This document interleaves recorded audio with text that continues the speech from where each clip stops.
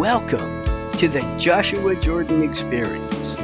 Listen to gather mystical insights for an extraordinary life. Hello, my beloved friends. Welcome once again to the Joshua Jordan Experience. On February 1st, I was honored by Dr. Lauren Michaels Harris, the founder and creator of Trajectory TV and E360 TV. I was able to assemble a panel of friends to ask questions of Joshua and myself so that we could share with you our teachings. And I want you to know that each of the people on this panel are extraordinary leaders, healers, teachers, and just amazing human beings that I was blessed to have this conversation with. I hope you will enjoy our video. Thank you.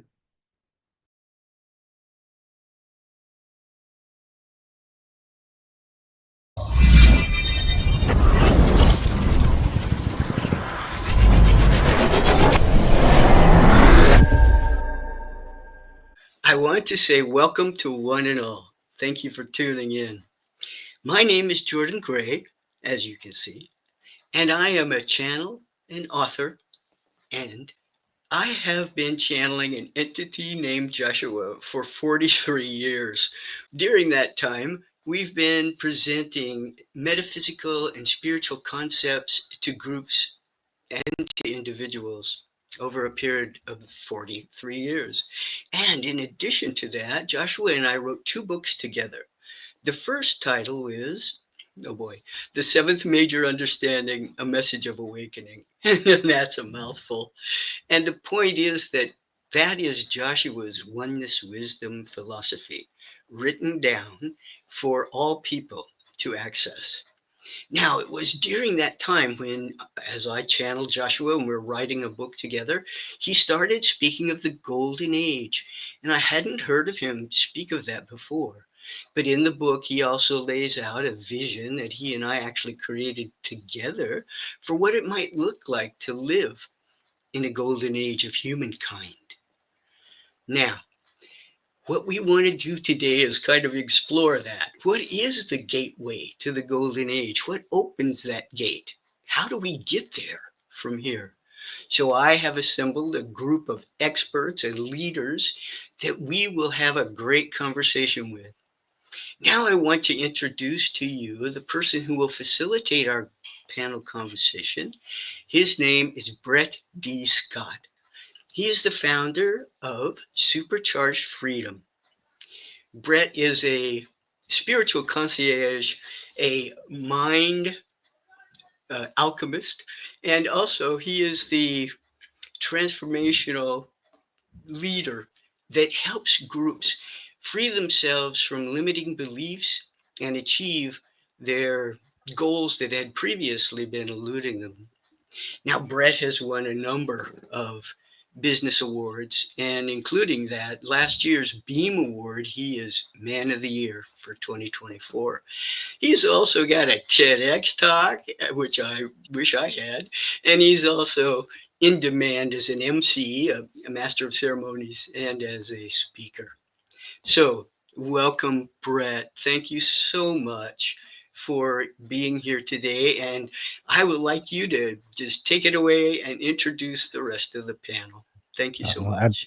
Absolutely. And thank you so much for the beautiful introduction. And more importantly, from my perspective, the friendship that we have, it's a gift. It's a gift. And I'm excited, very excited to get into the conversation, the discussion with our other panelists that I'll obviously introduce for you as well.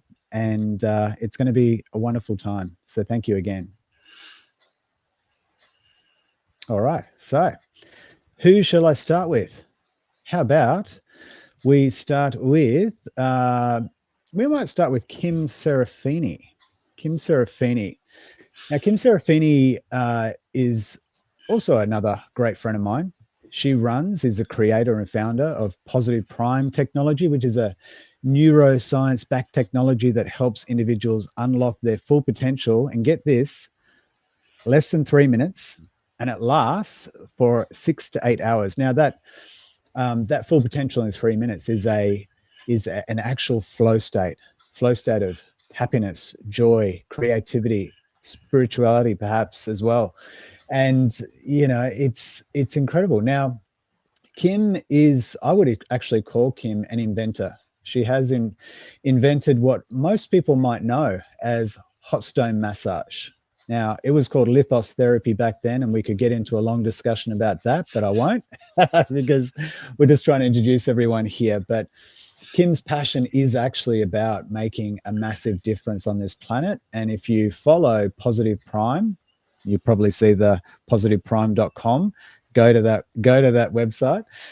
You will see that there is a big expansion, just like the expansion that we're about to have in a discussion here. So follow Kim.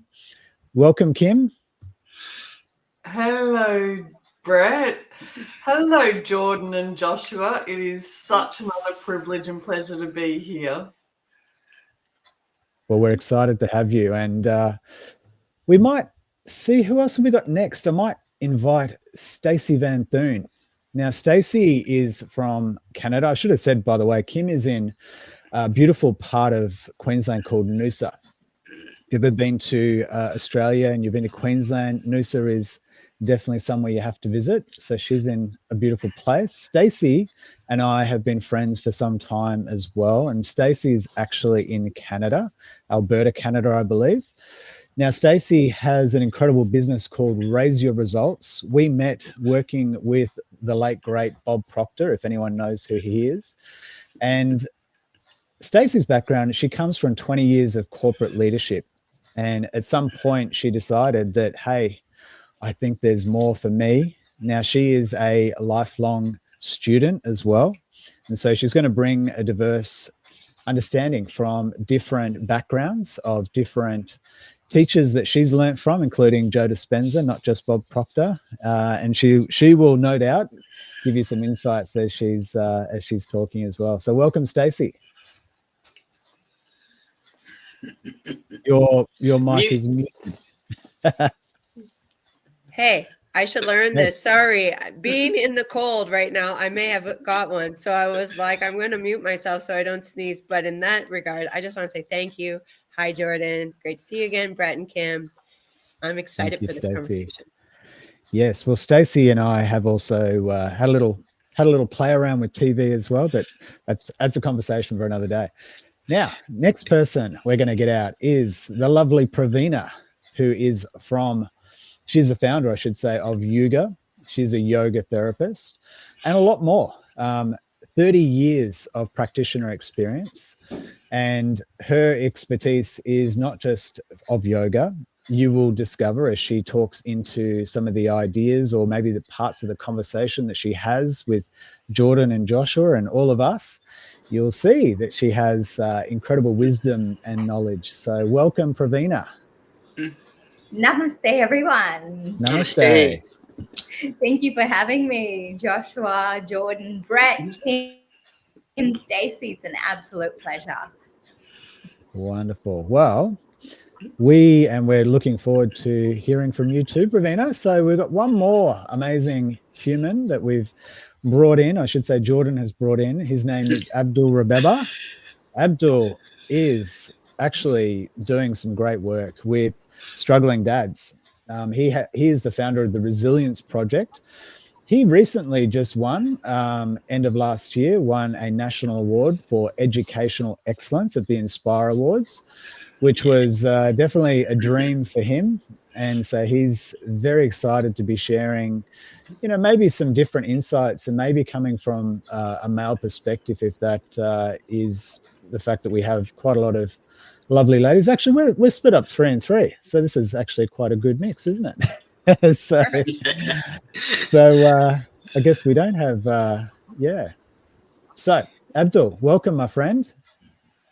Thank you very much. I'm extremely excited and grateful to be here joining the panel here. Thank you, Brett, and hello, Jordan, and to everyone else. I'm extremely excited. for this amazing event. Thank you very much. You're welcome. And look, I think, Jordan, we're going to have such a beautiful conversation because we have such a diverse group. We have an even number of men and women, but we have a diverse group, diverse backgrounds, diverse learnings. And I think that's probably why you chose this group. Absolutely. I believe in the strength of diversity. Coming at several different viewpoints, we can then unify into something that harmonizes for all of us. So, of course, that requires we keep ourselves open to hearing other people's ideas that may not agree with our own. And that's okay too. We don't all have to be in lockstep, in order for us to achieve oneness. I love that. Hey, Jordan, did you have something you wanted to open us up with before we get started? And then we might, go around and have a few people ask their certain questions based around perhaps, the premise of what it is that we're going to be diving into for the audience that are watching. Okay. I hadn't actually given that a lot of consideration. However, I would just say that Joshua's primary purpose is to open hearts and minds to the awareness, the expansion into our oneness and our unity. And it is through our learning to live in compassion, the transition from a fear-based mass reality to a mass consciousness that is compassion and love-based. And once we achieve compassion and love-based interactions, human to human, person to person, and within myself, if I am at peace, we will have global peace. That is the only way it can be achieved, one person at a time. That is a beautiful sentiment, and I think it's a great way to start. Hey, I might, I was going to jump the gun and ask a question, but I think that's probably a bit rude. So I might put it out to, I might put it out to, let's say I can see Abdul to my right. Abdul, would you like to maybe start with a question for Jordan and Joshua? Yeah, sure. There could be many questions, but let's start the first one. How can the idea that ease follows hardship and that things that we may dislike can actually be beneficial for us or to help us to navigate challenges and find peace during difficult times? Yeah, that's so important because life gives us ups and downs, and we're gonna have those days. As a matter of fact, I just saw Stacy talking about you wouldn't enjoy the rainbows if you didn't have the rain, and you can't see the stars if it doesn't get dark sometimes. So life is going to throw us an unexpected curveball once in a while can be a real setback. So keeping in mind that all storms pass will help us sometimes get through our difficult moments. It won't always be this hard.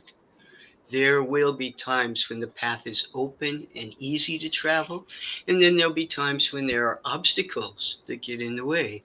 So when we're challenging ourselves, because we are drawing those obstacles to us, when we're challenging ourselves to grow, keeping in mind that, yeah, this is hard, but it will pass. There will be a time, once again, when I can return to peace and ease. But for now, I'm climbing a mountain and I'm struggling a bit and it's a little bit hard. But I don't want to get into a spiral where I think life is always hard. Or life is going to be difficult for me from now on. You want to be able to use that sense that this will pass and I'll be fine. As a matter of fact, early on, I was in my 20s when I came across the Buddhist philosophy, this too shall pass. Mm-hmm. And I have used that throughout this life to get me through some hellacious moments. So does that answer your question, Abdul? Absolutely. I actually love what you said and how you, absolutely. Thank you. And we might see Miss Kim, who is down in my bottom left-hand side. Miss Kim, do you have a question for Jordan and Joshua? What's occurring to me in this moment is, what's the nature of reality? Wow. That is so deep. I mean, esoterically, when we go beyond looking at the surface, in our three-dimensional form, we focus outward and we start to think that what we see out here is real, and that uh, all of these physical manifestations are what create reality. And that is an illusion. The truth is, our reality is created from our consciousness. And our consciousness is taking form in all of the stuff we see out there, and all of the behaviors we attract to ourselves, all the people that we attract to ourselves. So, consciousness is the source of reality according to Joshua's teachings. Now, I've spent 40 some years studying this, and I don't know if what I'm saying makes any sense to anyone. And yet, I don't want you to get locked into the idea that only that which appears in our three-dimensional reality is what is real. Dreams are real, the astral planes are real, angels are real, so on and so forth, into infinity. Anything you can think of and beyond exists within all that is. And all that is creates everything and exists in it equally. So there's just as much consciousness in a grain of sand as there is in Jordan or my car, or you know what I mean? Consciousness permeates everything. Everything. Thank you. Great That's question. just my thoughts. Yeah. Yeah. Deep That's question. I could talk for days on this subject, but we don't have days, Jordan, so yeah. we might move to the Sunshine and Rainbows lady of Stacy in Canada. Hey, Jordan, I love what you were saying when you were talking with Abdul, and it's hard, I think, at times for people to understand how challenging in our lives can be because of something that we're doing individually. And I just kind of want to take us back, because even for me, when I was sharing out that we were going to be on this TV show today with you, some people were asking, like, what do you mean he channels? Who is Joshua? How does this work? And so it's kind of a two-part. One, can you explain maybe to someone that's not as Spiritual? spiritual or even familiar with channeling, how Jordan speaks to you and is like not in 3D world, and when you speak to some of the challenges that come into our lives, we're actually bringing it in. Can you help people understand or share from Joshua's or your own perspective of how that can be? Because a lot of people are like, what do you mean? I don't want this. How could I be saying or having this come into my life? Not recognizing potentially that even having that elevated emotion around it is what is causing it to come closer to them. So. Yeah, that's a good observation, Stacy. So, of course, let's address the thing about channeling. We are all channeling. Guess what? Right Thank now, you. all of you are channeling. You are channeling your spirit into manifestation at every moment. It never shuts off. So we're all channeling, right? Yeah. But because I made it, this is my take on it. I made an agreement prior to entering this Jordan life, because I wanted to experience this, that I would be a channel. And for me, what it's like is opening my thoughts to the universal consciousness. And I, like a radio dial, I can tune into a certain frequency that I call Joshua. And on that channel, Joshua is live 24/7. And I can always tune into him and bring him into my conscious awareness. And then as that works through my conscious awareness, I have surrendered parts of my body to him for use, including my respiratory system, so he can make words and use my mouth, my face, my hands. It's been quite a journey.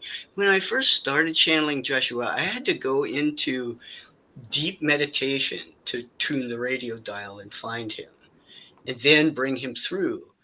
And I made an agreement with Joshua that I would not be what they call a sleeping channel or a sleeping trance, because I want to hear everything he's sharing, everything he's teaching was for my benefit. So I said, I don't want to be a sleeping channel. I want to hear you when you talk. So that was an agreement I made with him. And so when I channeled Joshua through in the beginning, even though I was in a deeper state, alpha, theta levels of brainwaves, I could hear and understand what he was teaching. Well, understand, that's something that takes time. I could certainly hear what he was teaching and then ponder it later. And then as our relationship developed, we got closer in our integration.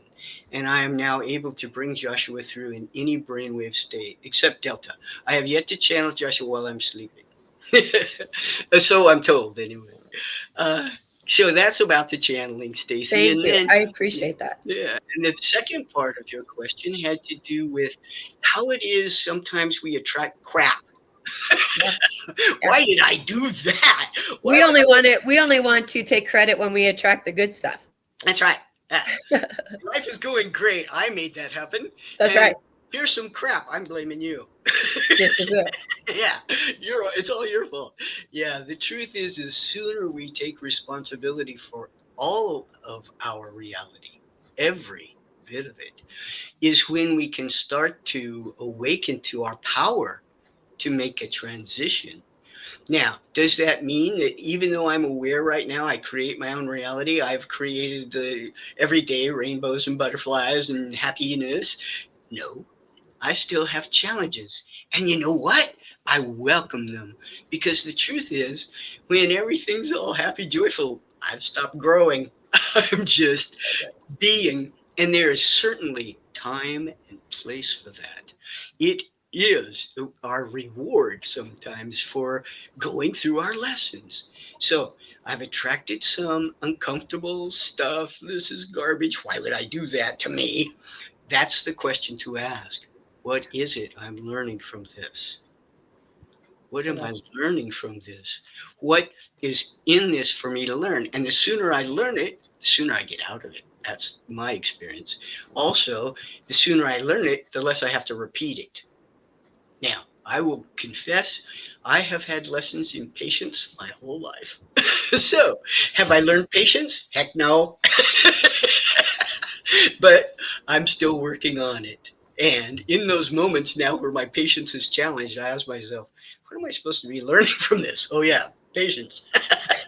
So the sooner I actually apply it to life, the less I'm challenged.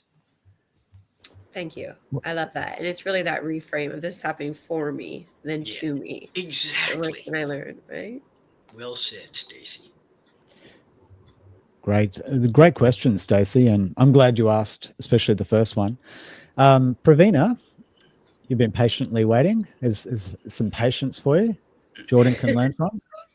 Yes. Do you want to? Do you want to share, or do you want to ask a question? Sure. I absolutely love this topic of oneness, because that's pretty much the very definition of what yoga is. It's just being one with everything. And I think the thing that really comes out for me is masculinity and femininity, both. So when we're tapping into energies, and I think I'm going to go into a two-part question as well, keeping with Stacey's theme. So the first part of my question is, with masculinity and femininity, so there's a lot of different terms that's used. So in the yoga terms, we've got Shiva and Shakti, or we've got the yin and the yang, which I know, Jordan, I get it in that, the symbol in every emoji text message that I receive from you, which I absolutely love. And I guess my question is, how do we practically embrace both masculinity and femininity? And the second part of the question is, do we need a balance of both or not really? No. So, how do we balance? That is a challenging question. You know, I was sharing with Brett, I think, just a few days back, that the way autopilot works on an airplane is it's constantly going off course and correcting, going off course and correcting the whole time it's flying. Off course, on course, off course, on course. And that is kind of the way humans operate. We get in balance, out of balance, in balance, out of balance. But the comfort zone is balance. On the extremes, when we get out on the extremes, masculinity and femininity can be challenging for us to encounter. Some ideas of what is masculinity don't align with my beliefs, and some ideas of what is femininity also don't align with my beliefs. But again, that comes down to what do I believe? Now, I think that the yin yang energy, as we say in North America, yin yang. The yin yang energy has to do with receptive feminine energy and productive masculine energy. Now, the Taoist created this philosophy of yin yang, and their idea of what was productive male energy and what was feminine is actually based upon sex. Yes, the male is productive, the female is receptive. So that's how that whole philosophy of male and female energy kind of evolved in Taoism. To get into balance, though, with that, is what we want to do is recognize feelings don't have gender. All of my feelings are valid, and none of my feelings are male, and none of my feelings are female, right? But as little boys, we're taught, don't you dare cry, and, man up, take it like a man. And so we're taught that we're not supposed to be soft and gentle. We have to be strong. And, so our culture has taught us how a man behaves. And our culture has taught us how a woman behaves. And it's okay for a woman to be soft and receptive and to cry and to nurture. Well, you know what? A man can be soft and receptive and nurturing, and that's not feminine.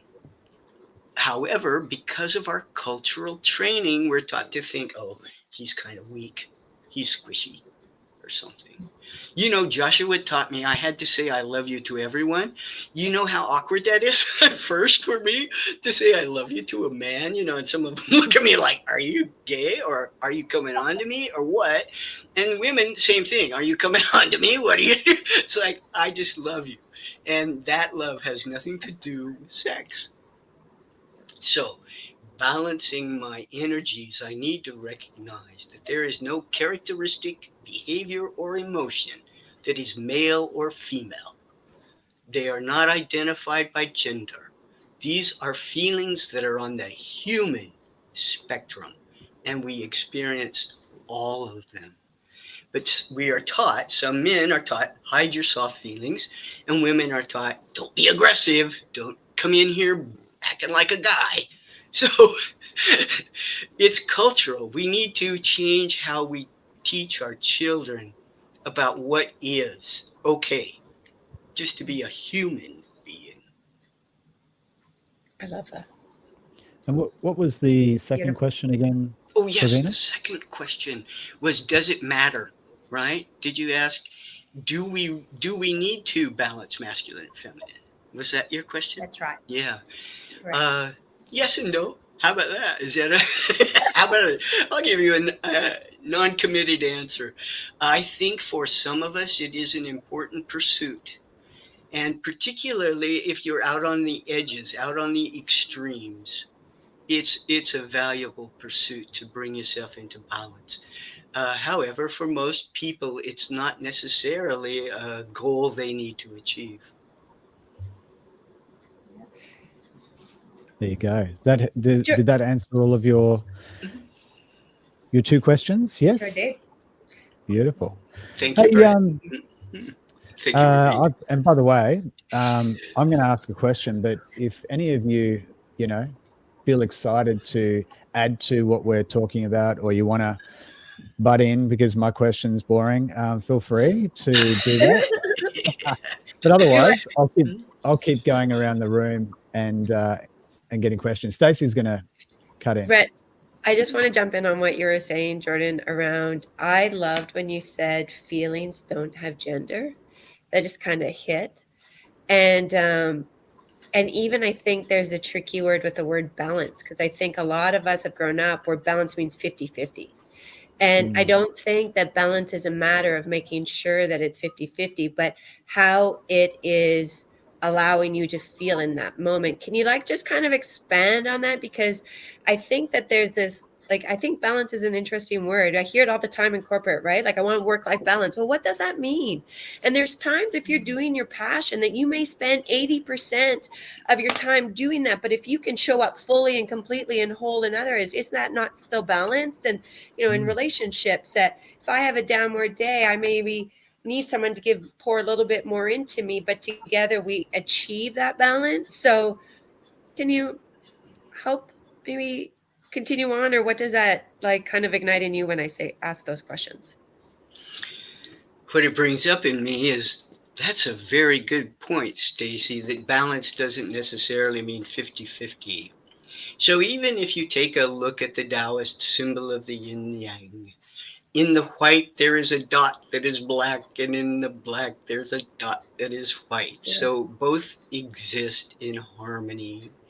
And that harmony sometimes we need to bring forth our power, our strength, our what would be considered productive or yang energy. So yeah, at the moment I'm not in balance, but I'm doing what I need to do in the moment. And I liked how you brought up that even in relationships, there are days when I have a whole lot to give, and then there are days when I need to receive. So the balance I speak of is giving and receiving and allowing the flow. And on the very edges where the yin and yang connect, there is a gray area. And in that gray area, we feel peaceful. And then on the extremes, we can get agitated, let's say. We can get excited. We can really get carried away. And so within our lifetime, let's say I had a moment where something just set me off and I blew up at someone. And they probably didn't need that, but I needed to let it out, or it was going to bottle up in me and eventually cause health problems. What I need to do, though, is be aware, because I always end up going back and saying, I'm sorry. I'm so sorry. I lost my cool, and I was having a down day or whatever, make some kind of lame excuse. But the truth is, it's my behavior. I own it. I'm responsible for it. You didn't cause me to get mad. I did. And I'm sorry. And I want to learn how to express that feeling when I feel that in a way that's less violent, let's say, less harmful. I want to learn to express, I'm feeling XYZ and I'm feeling it really intensely, but I don't need to bash you over it.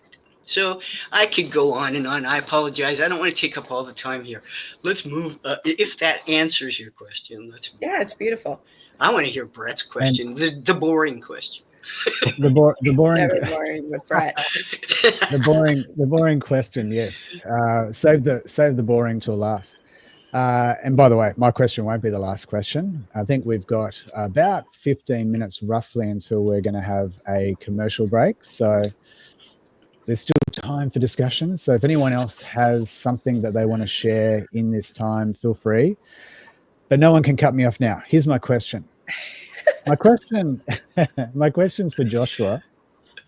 And Joshua, my question is, what do you think of this discussion today?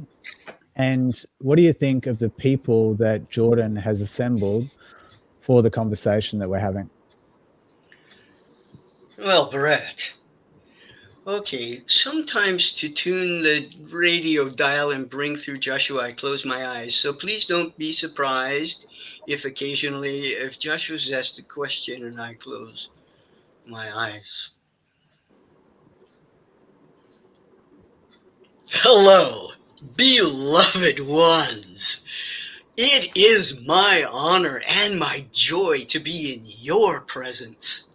I know who you are. You are gods and goddesses on earth, and you are all doing your role to bring about the golden age.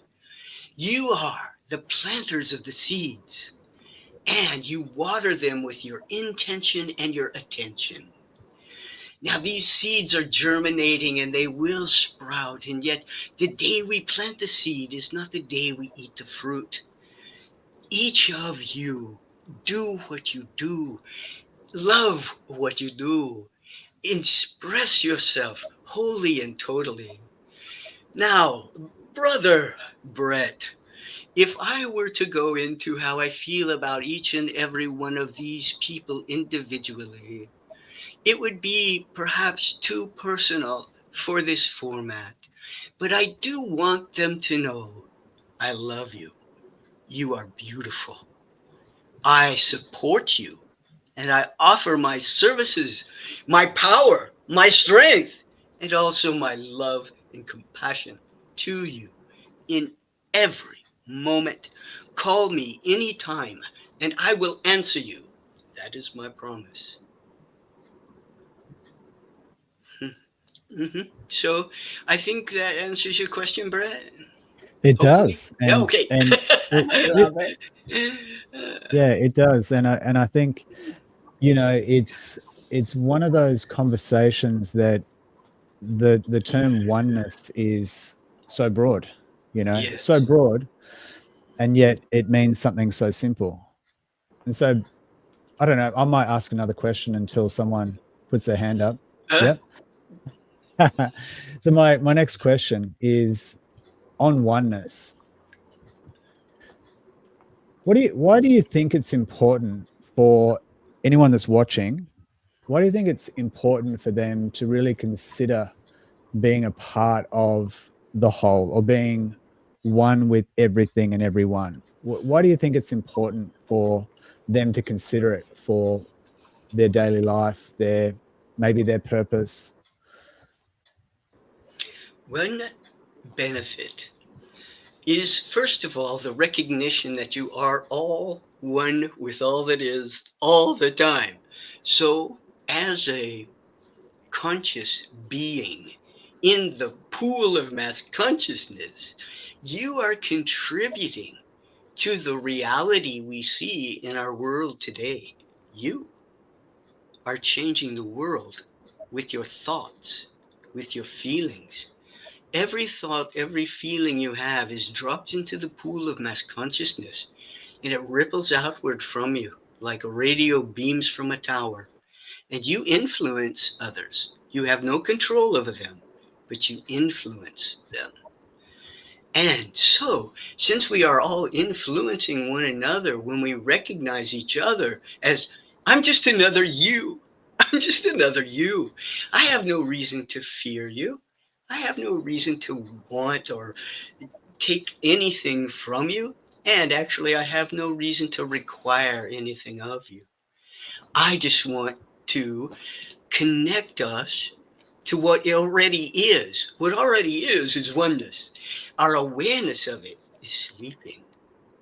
And Joshua wants to awaken us, not to cause us to change, other than just to awaken parts of ourselves that are sleeping. And as those parts awaken, we recognize our connection is inseparable. So, yes, everything you think, everything you feel affects the mass consciousness, and the mass consciousness creates our global reality. So if we want to change global reality, we have to start right here, right here. I change me. That's all I'm responsible for. I can't change anyone else, but I have influence. So when we I love that. awaken to oneness, when Joshua has taught me from the very start, he believes oneness wisdom is the gateway to the golden age. And that is why we think it's so important to teach. Beautiful. And also it's my path. I mean, this is something I agreed to do on my journey of this lifetime. So I'm on my journey. Yeah. Absolutely. And I think that's a great explanation for other people who aren't on the same journey as you, Jordan, to understand why should they consider. And I think you've actually answered it quite well. I can see Kim looking intently and really taking in everything that's being shared. Do you have something else you might like to ask Jordan or Joshua? And for me, oneness seems like an ethereal concept, and I connect into that. I imagine the ever expansive version of me, almost vaporized, or it becomes so expanded that the tiny particles of me are mixing and merging with the gazillions of tiny particles of everybody else and everything across all time, spaces, dimensions, realities, and frequencies. And so for me, the oneness is not just here in this physical plane. It's actually our permanent connection with all that ever was, all that there'll ever be, and all that there is. Joshua, how do we maintain that awareness that we are in oneness? I kind of feel like it's flying through space, or it's, the fish swimming through the ocean. How do we maintain that awareness? And is that even necessary? That's the key question right there, Kim. You came right down to it. Is that even necessary? So, when you go into the etheric state where your physical material that makes up the body you think you own dissipates into space and becomes blended with all time and all consciousness, that is a state that is not conducive for living a lifetime. I'm sorry. That is like perhaps you should go sit in a cave and contemplate your navel, and not interact with other beings.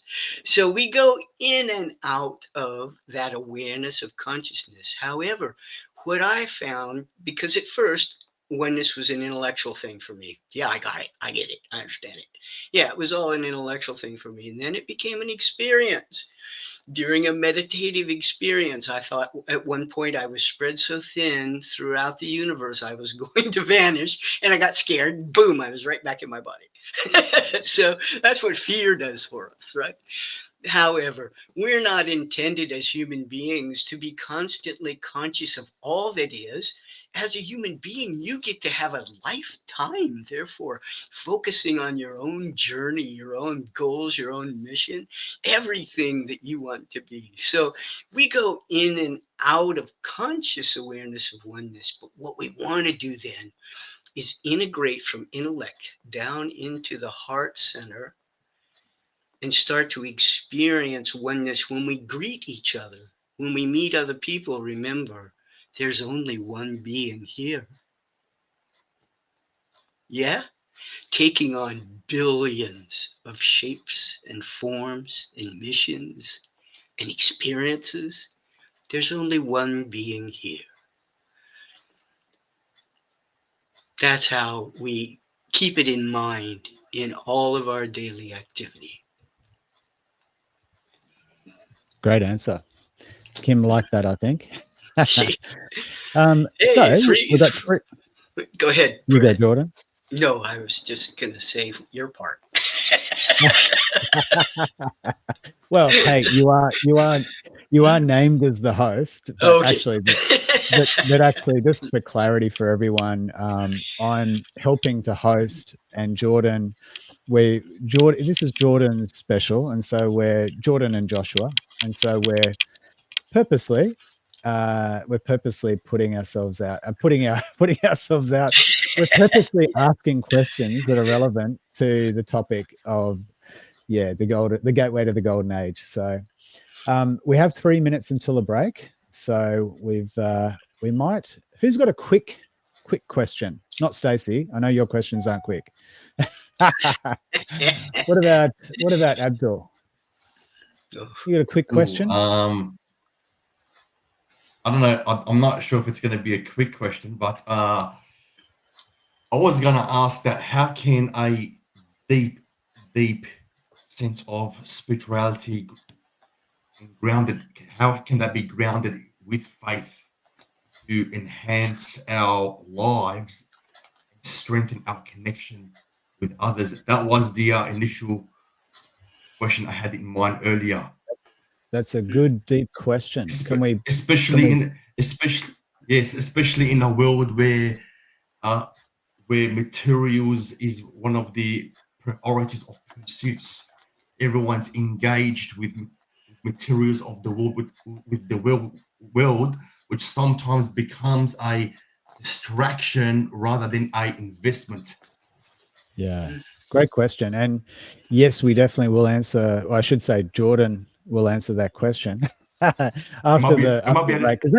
That's a really good, deep question. So yeah, definitely.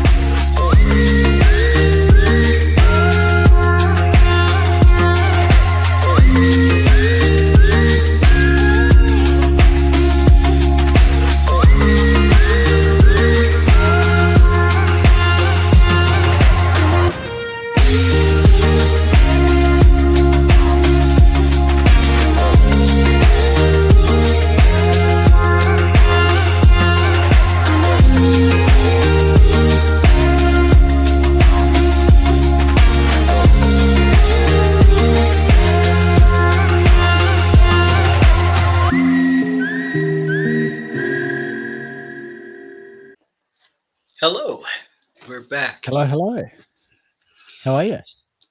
How are you? I am well, my brother. You know, something I observed while we were all on the screen like the Brady Bunch is that it's pretty obvious that it's hot and summer down under, and you're all dressed very summer, spring-like, and Stacy and I, who live up here in the cold north, we're wearing our sweaters. So I observed, hey, you know, we're such a diverse group, and I'm really happy to have you all here. I do want to say that I know each of you are leaders and teachers in your own right, and you have your own answers to the types of questions that have been asked today. And thank you for letting me share Joshua and what I have learned from Joshua with you today. But I'd go be a panelist on your show too and ask you questions if you wish. Do you know, and I love that you said that, and you're absolutely right. We all, in our own different, unique ways, are leaders and have our own ideas on this exact topic. But I don't know about everyone else. I like not having to be the one answering all the questions this time. So I'm happy to ask the questions and listen for a change. No. So it's good. And you know, I think we've covered quite a bit already, which is wonderful. And we have had as we said before the break, we had a couple of questions. Abdul asked a really important one, and we did also have Stacey. I think we might start with Stacey's though, because you know she essentially asked. Some people might be wondering, what is the gateway to the golden age? Why have we chosen that as a title? Was that your question, Stacy? Well, I was just thinking, like, coming in, like, we've been blessed to know you, Jordan, and have met Joshua in the past. At least Brett and I had one time a podcast with you, and I'm curious if there are people just tuning in for the first time and wondering, like he spoke of, even in your last question when you're answering it for Kim with the golden age. What is the gateway to the golden age, and why is this important? As Joshua teaches it, he believes the gateway, or the key that actually opens our entrance into the golden age, is our awareness of oneness. That's where it begins. Because in our awareness of oneness, we are able to shift out of fear and into connection and compassion. And these are important seeds we are planting to bring forth a time on the planet. So the golden age, Joshua calls it.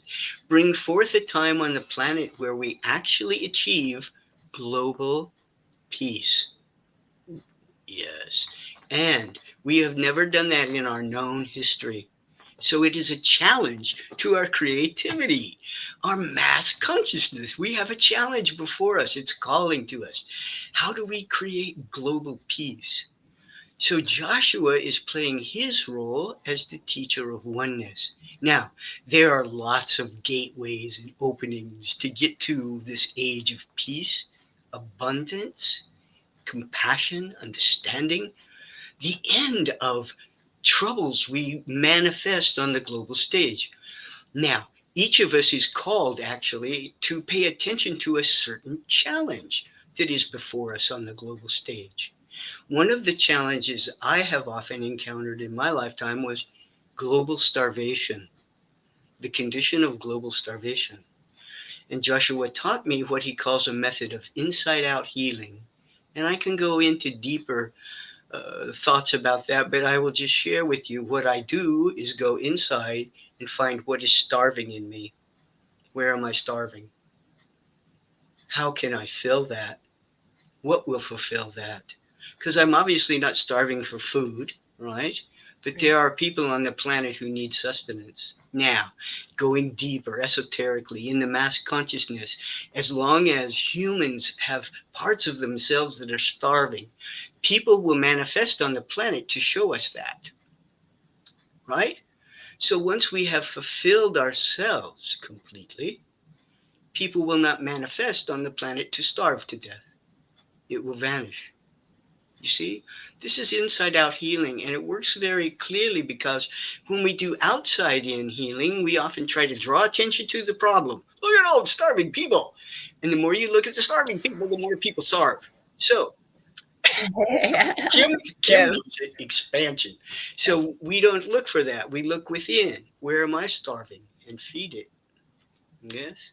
So, Stacy, I think I've wandered off your question, but what is the golden age?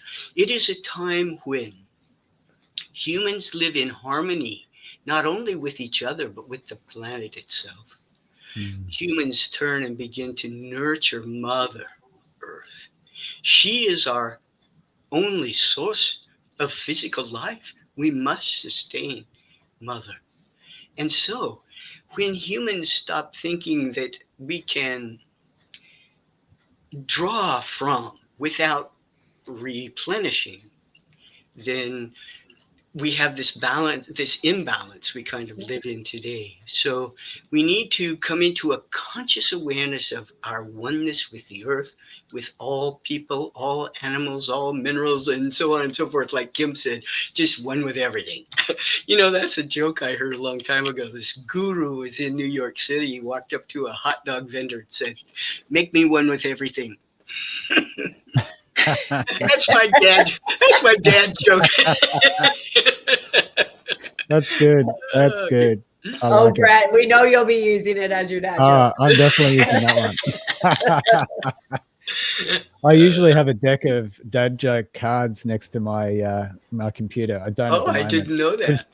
It's probably good I don't have them handy because I might use them. I think you've just used the best.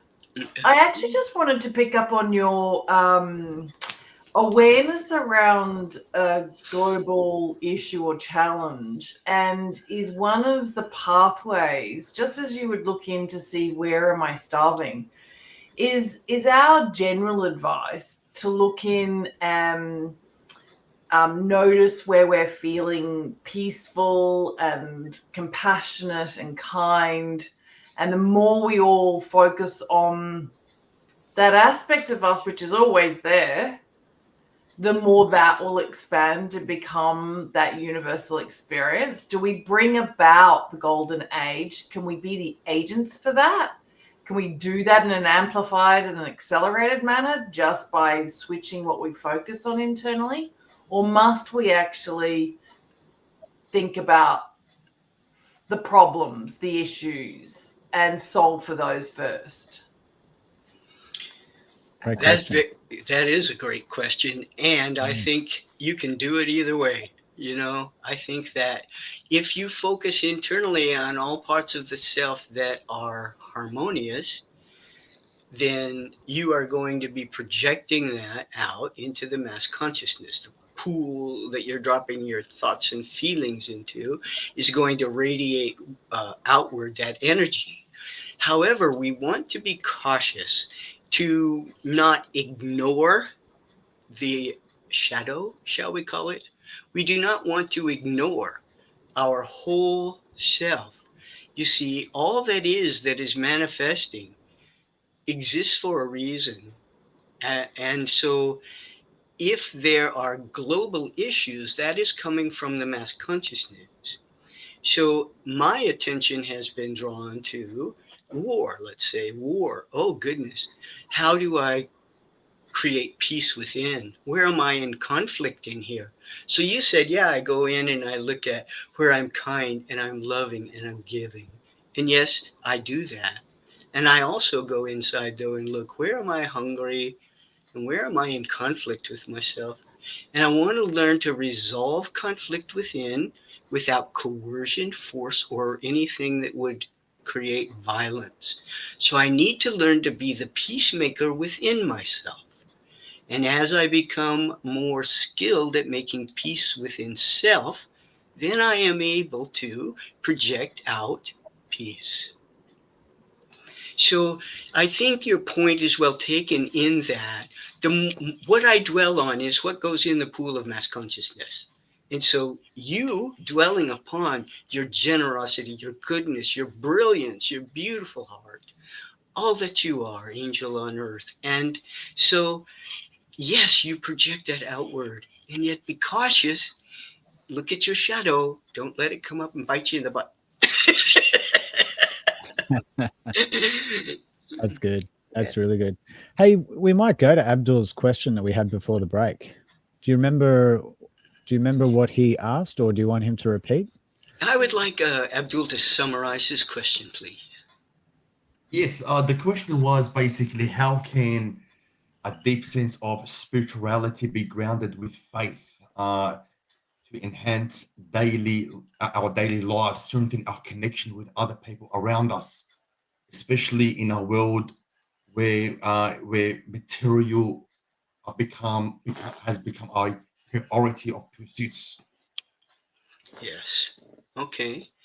Well, I believe that in your work where you are helping struggling dads, you will notice that the ones who have spiritual faith will bounce back faster, will have more resilience in the long run.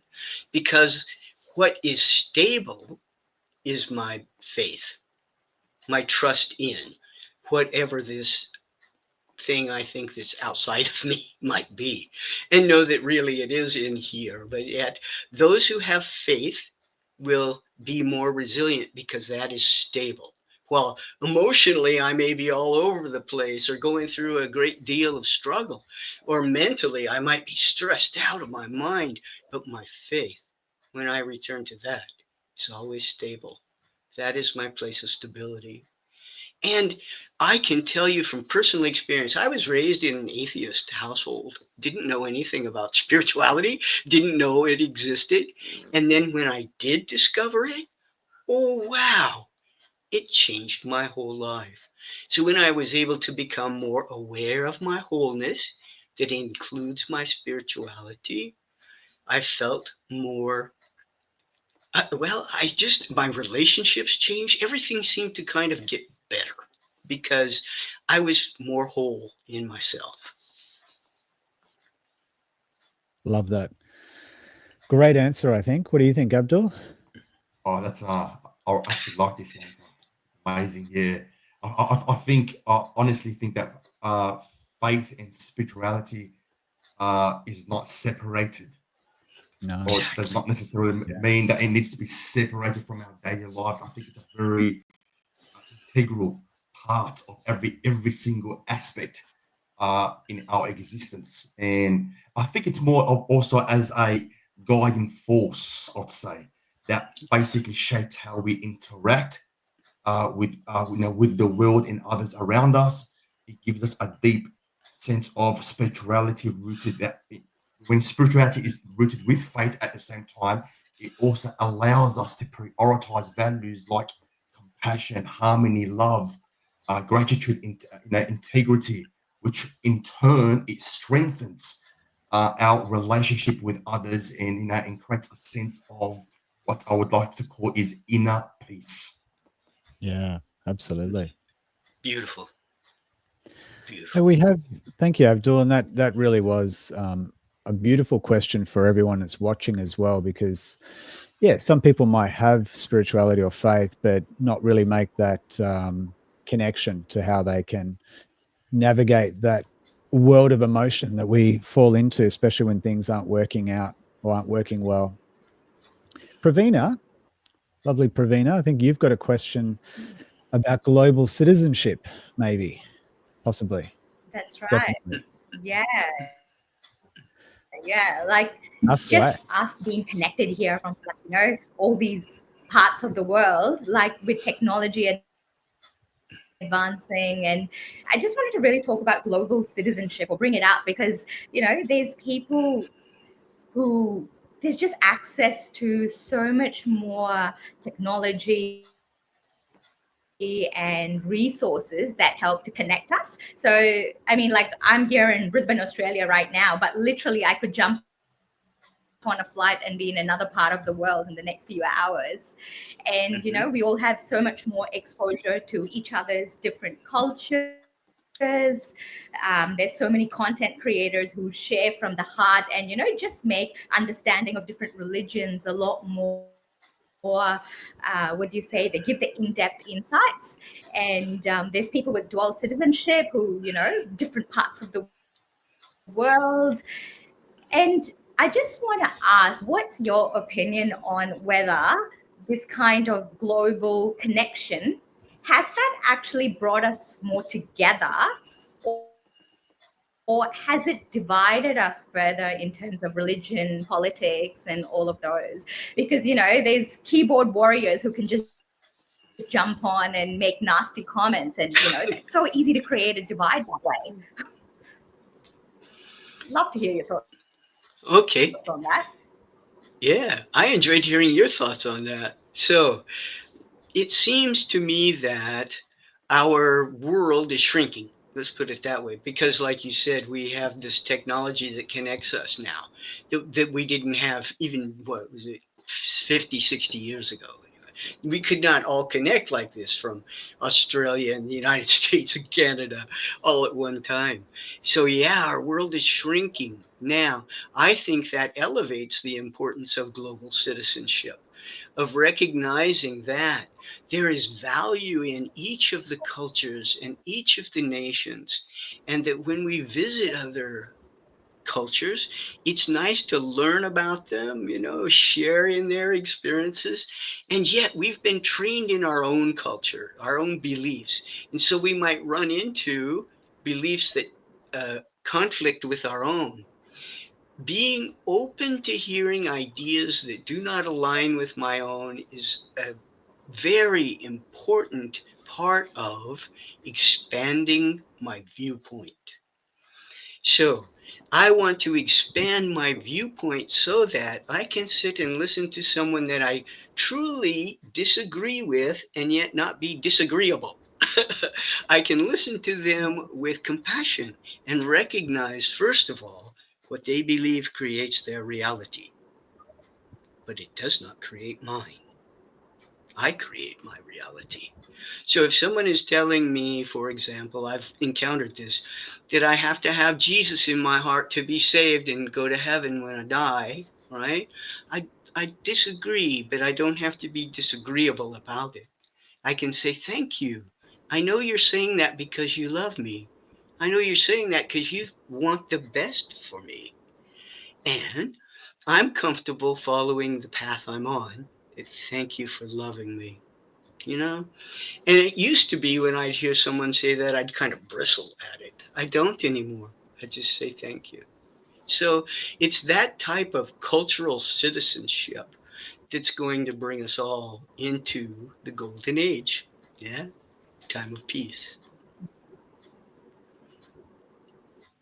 I think it's a great question, and it definitely aligns with the conversation. And your answer is that oneness connection. You know, that Yes. that person or people are having their own different experience based on their own reality, based on their own beliefs.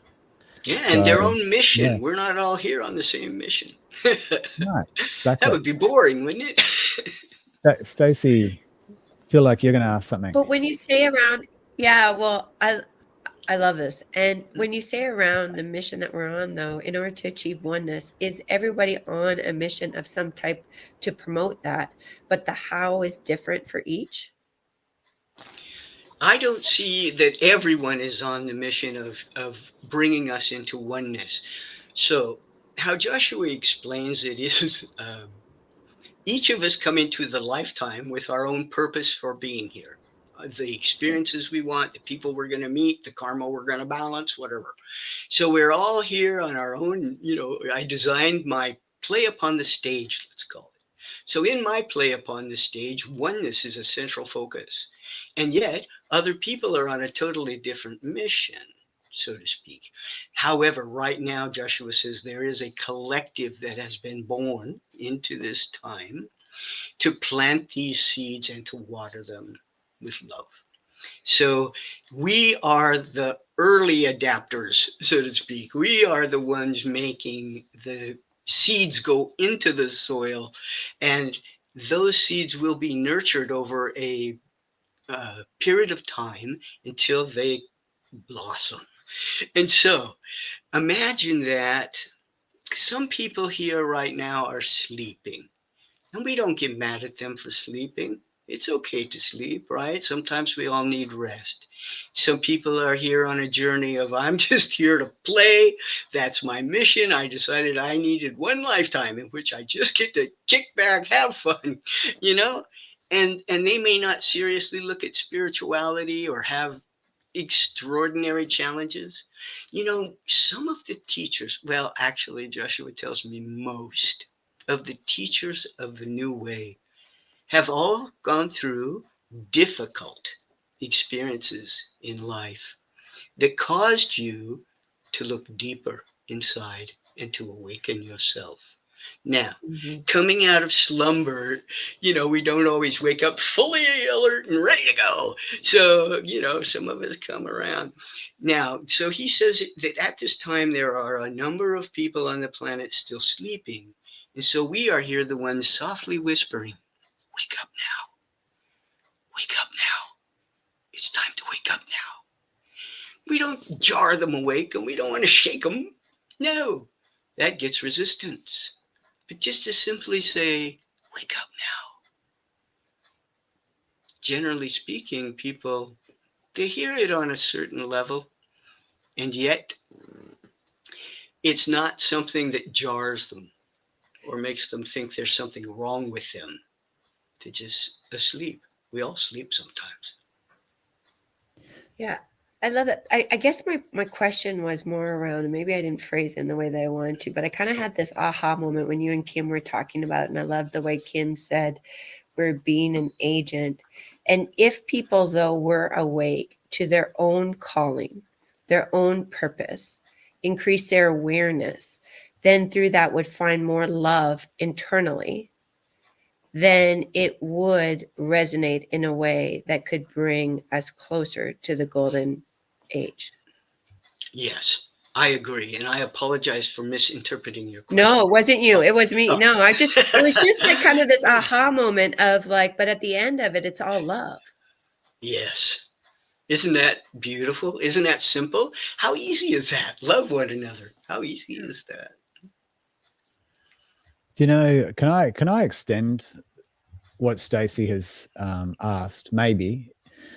Because I popped in the chat, which of course our audience, and thank you for tuning in, by the way, everyone, our audience that are watching, hopefully having a great time, hopefully enjoying the depth of what we're actually talking into. Hopefully it's making some sense, and two, that it's enjoyable to listen to.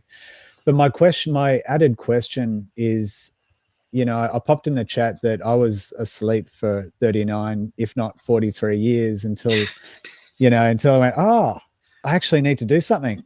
I actually need to make a difference in some small, unique way. And Kim corrected me and said I was awake to different things. Correct. But my question is, I would say there are so many people, and if we use the term matrix, the Dr. Bruce Lipton said the movie The Matrix is a documentary. It's not actually a science fiction film. Now, whether that's the truth or not, it's really up to you to believe whatever you believe. But my point in that is that so many of us are going through life without any real direction, as we were talking about, and you call it being asleep. And so do you think we need to, as you said quietly, do we need to shake and wake people up to not necessarily be on a mission of a sort, but maybe to follow and help and be a part of the way that we can actually make the difference? And my question in that is, when I think about growing up in the 80s, 70s, 80s, 90s, we all, or most of us, watched television and listened to the news, and maybe we read newspapers. And if anyone's born after the year 2000, they might be thinking, what's this guy talking about? Anyway, we grew up with TV programming, right? And we were programmed.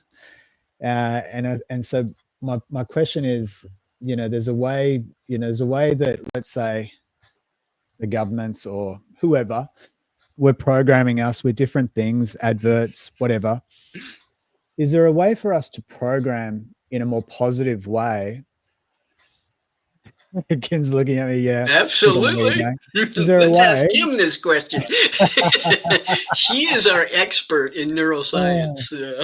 Well, my question was not necessarily whether we can, because I know we can, and Kim can definitely talk into that. But my question more is about the majority of people. Let's say we've got nearly 8 billion people, if not 8 billion people on the planet. More than 8 billion now.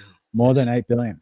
Yes. So with that, I don't know the numbers of people sleeping, and I'm sure there's no actual stat about it, but is there a way for us, and should we or could we, is probably the question, should we be trying to help them to wake up in a more positive manner for oneness? Yeah. Kim, if you would like to say something about Positive Prime, you're welcome to at this time. It is an amazing tool to help individuals reprogram beliefs that are causing them to stumble or creating obstacles for themselves. So Positive Prime is one of the tools that I use to help myself maintain my focus on what I want to change within myself. And okay, so can we be doing it? Gandhi, I was thinking of Gandhi. He made a statement, I'm going to paraphrase, that with your example, you can gently shake the world. He did say gently. So Gandhi shook the world, and he freed a nation from their oppressors. So you can gently shake the world. You could be the next Gandhi if you wish. It depends upon your mission and your ambition. But here's what I want to draw back to oneness, is that as you are, your consciousness is just as powerful as a Gandhi or a Jesus or a Buddha. Your consciousness is a part of the whole. It cannot ever be separate. You don't ever get to have a private thought. I know you think you do. I know you want to believe my thoughts are private. Nobody knows them. No, your thoughts are in the pool of mass consciousness, and some of us are influenced by them. So you are just as powerful as any being in existence by a thought right now, by the love you share right now. You are gently shaking the pool of mass consciousness right now. Don't ever forget that. That's a great Yeah. answer. You are I hadn't powerful thought that. creators on earth. Powerful creators. Yes. Okay, that was a Joshua Jordan chorus. I hope that made sense. It was beautiful. It did. Okay. Yeah. All right. So, who would like to maybe ask another question? Maybe it's even, veering off the proverbial track. Feel free to, express anything. I know Jordan would love it if you want to share some ideas. Yeah. Maybe actually we'll go to Kim. I will go to Kim, and Jordan kind of said, "Hey, you feel free to talk about positive prime," and it's not about advertising what it is we're doing, but I think it really is one of those keys. Yes. Yeah. Thank you. You know, the beautiful thing about Positive Prime, for those of you who don't know what it is, it's essentially an online platform. You access it as a subscriber and you personalize the experience so that you integrate the wisdom into your identity.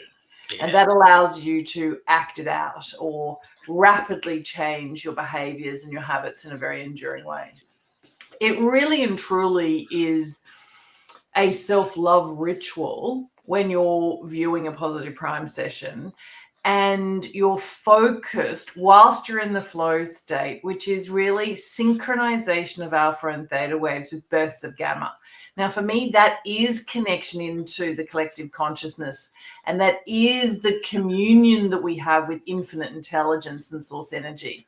And so whilst you're in that communication with that connection and you're in a state of flow, if you're then focused on your personal images, which would arise from your concentration on your vision board or your dream board or your wishes and your desires list, and marry and merge that with the photographs that are the greatest memories that you've got, the highlights of your life, what you're truly grateful for, right? So imagine there's this audiovisual experience. In Positive Prime, there are hundreds of sessions. That's what we call our modules or our content. And they're written by people like Jordan, Joshua, or Brett, Jack Canfield. Like I could seriously list the 100 top. The point is, if we had millions of people on planet Earth viewing Positive Prime sessions that they'd personalized, what would be in the quantum field would be all of that goodness and that love and that deliciousness. And yes, Positive Prime is me following my calling, but it's really because I needed something tangible that was evidence-based, empirically studied, that contributed to waking the majority of humanity up. And it's like that ripple effect and the domino effect, right? So, there are thousands of us, and then there'll be tens of thousands and hundreds of thousands, and it will accelerate like, the snowball going down or the avalanche. That's probably a pretty intense example, the avalanche. But anyway, that doesn't have very nice connotations. But I think you know what I mean. Like, I actually do truly believe with modern technology, we will get to the stage where mass consciousness is love. Yes. Right?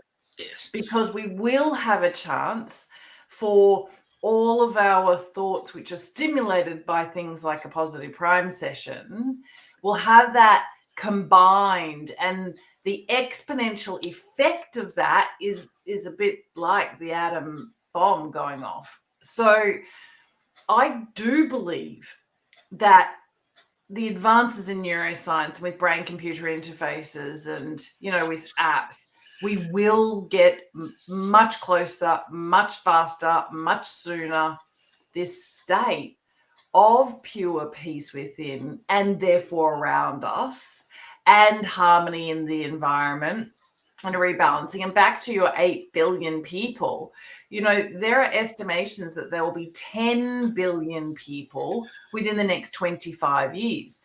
And at the moment, there can't be harmony on planet Earth. It just agriculturally to provide the food that's required by 10 billion people. So We have to get to this state and this place where there is love and peace, but also peace, quite frankly, with wildlife reappearing versus disappearing, where development is arrested, or we actually find much more innovative ways to go about it. That's going to require that we are all in this place where, because we're in oneness, we understand the consequences and implications of ourselves, we have a chance of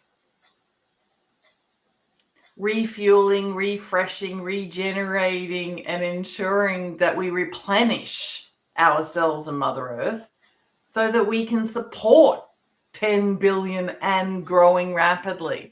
And quite frankly, modern medicine has meant that we don't have the death of disease that actually kept the population low even 25 years ago or 250 years ago. So some of this is necessary, it's essential, and it's vital.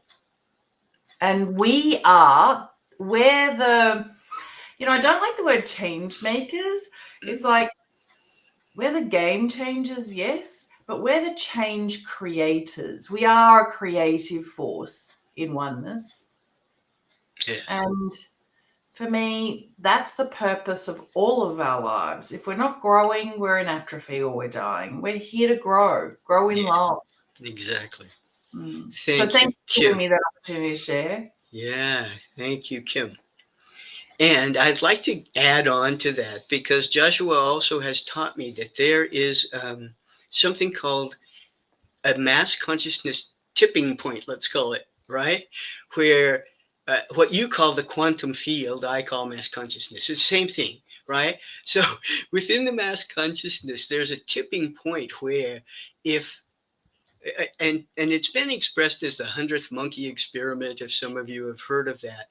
But when a certain number, and that number is unknown, of the tribe gets a new way of doing something, then that tipping point becomes spontaneous, and the rest of the tribe just picks it up without having to be taught, right? And positive prime is one of those tools, like you say, when it reaches a certain mass consciousness, bam, there can be a spontaneous change.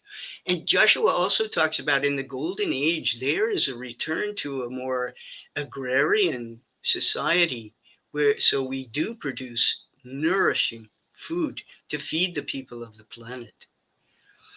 So yes, the changes coming to us in the golden age are creative. Our mass consciousness is being challenged to come up with new ways of doing same old stuff, where we actually get to the point where we don't exchange money anymore to buy goods and services. They just flow to us, and we flow out, in and out. The yin and yang, the receptive and the productive. That's what we become. And thank you so much for sharing about Positive Prime. It's a tool that I use and I love it. I'll shut up now. Yeah. Oh, Stacey, I thought Stacey was talking to us. No, she's talking to her daughter, maybe. No, I got you. You know what? That was just so beautiful. I was just saying, like, when Kim was talking, you know what it is like when you came to that place of like, we can't continue to grow the physical things to feed our ego. That it comes just from the state of like, we don't have to go outside of ourselves for anything because we realize we have it all. And I was just like, oh, good. So good. So good. Like, Stacey's nourished. All right, I am inside out healing. Brett. Yeah. Inside out healing. Yes. That's I a know it. bumps moment. Hey, I want to. I think we're going to Commercial? Well, I think we've got a minute to go.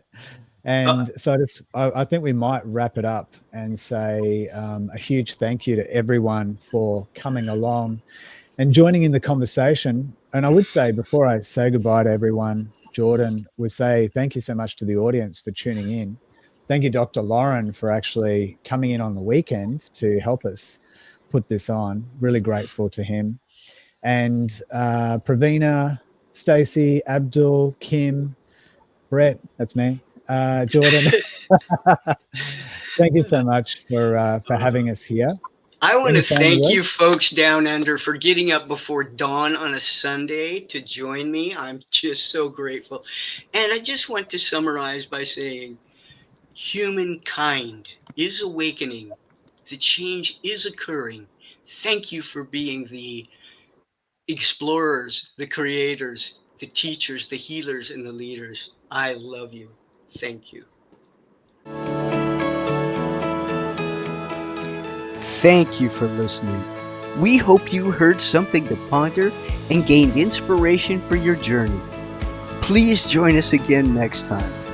Joshua says, let the light grow, let love show, and let your life be fun.